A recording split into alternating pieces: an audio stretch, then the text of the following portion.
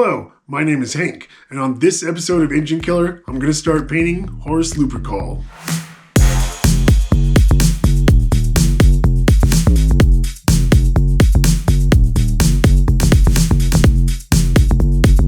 So as you can see, I've already primed the model. The base is already all put together, primed. Horus is built, everything except for his head and his cape. Everything else is already built and primed. The base has been primed white, the stairs and the ruined statue. And then of course Horus is all completely primed black.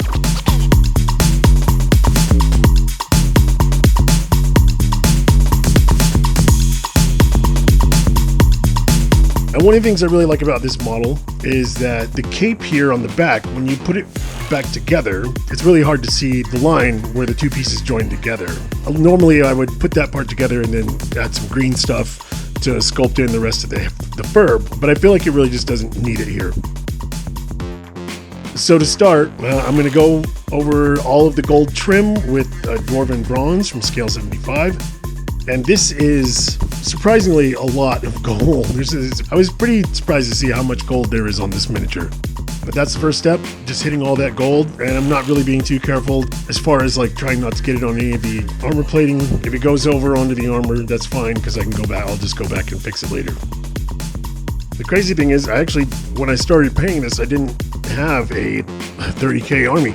I actually still don't, to be fair. I now have more models for a 30k army that I've started building, and I bought this over a year ago at a local game store flea market from another player, and I got such an incredibly good deal on it that I was just like, yeah, I'll take it. Someday I'll paint it up. It's a cool model, really beautiful miniature.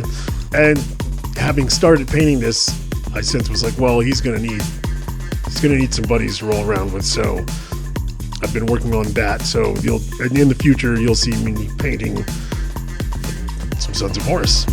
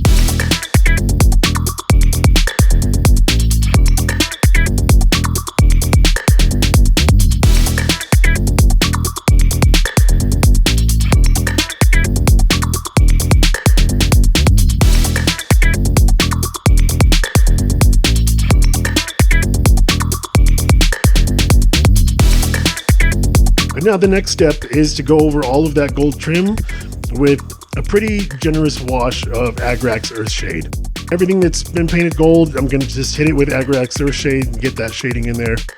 Yeah, this is probably the easiest part of the whole painting process.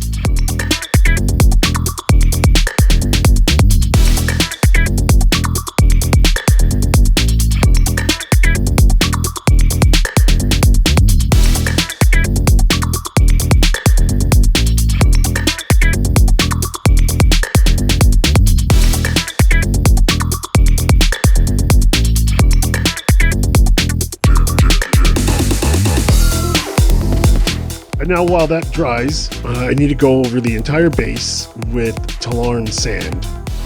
And yeah, I'm just going to go over the whole thing, everything.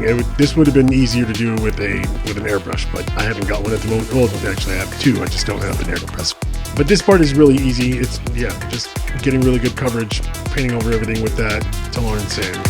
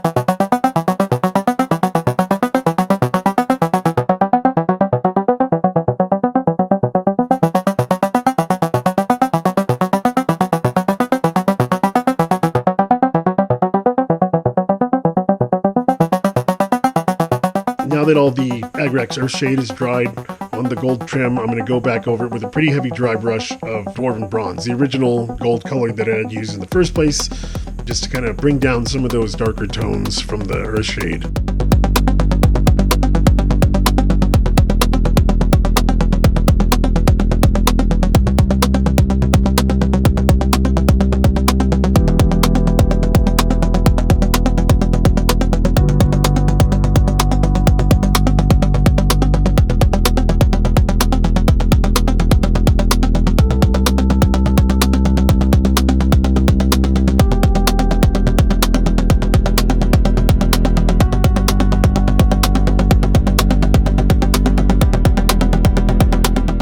Now to highlight all of that gold, I'm going to use another dry brush, although I'm going to try to be kind of as minimal as possible and really just kind of go along the edges. This is really bright, very, very bright gold citrine alchemy, another scale 75 paint. And so on this one, what I'm going to do is really just try to hit the surfaces that are more likely to be hit by the light, kind of all from like one direction.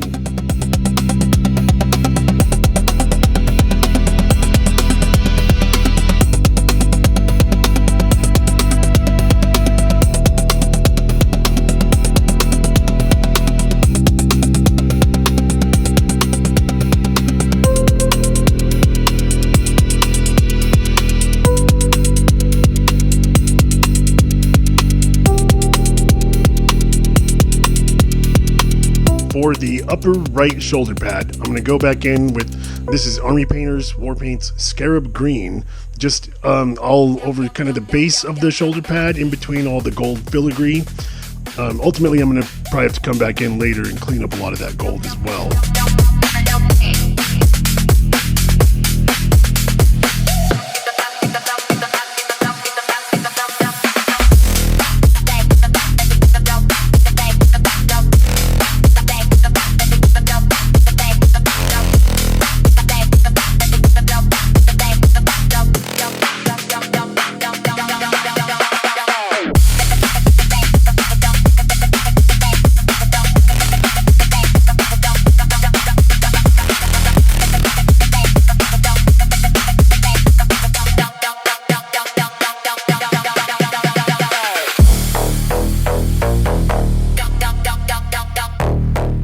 And then for the last bit, this is actually going to take a little while. I've got to go back in and clean up all of the black armor plates where I had some overspill when I was doing my overbrushing and dry brushing. So, but that was to be expected, and this, I'm just going to go back in and clean up some of that. There is quite a bit of fine detail on here, so I'll probably make some mistakes here too and have to come back later and fix up some of those gold bits as well. But yeah, this is coming along really nicely. This is a beautiful model. I can't wait to get it finished. Hopefully I can get it finished in time and be able to add it to my total for the Million Mini Challenge.